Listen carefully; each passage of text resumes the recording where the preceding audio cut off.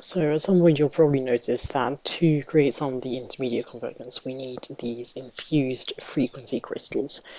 Now, how do we get these? Well, we have to use the infusion container multi-block.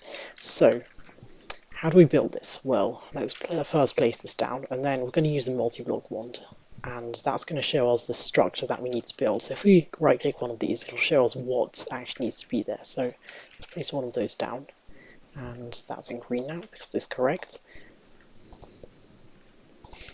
There we go, and that's this multi-block built. So now we're going to need to actually power these pillars, and they need 15 to 100 power and 10 plus frequency. So I've already built a nice little setup that gets us those requirements. Now we just need to get it to the pillars.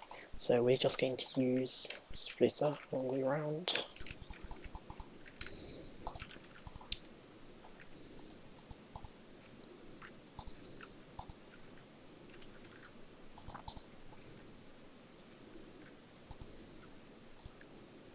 Link all of these up.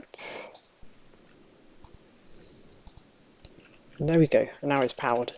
And now we can put a piece of quartz in, and that will create an infused frequency crystal.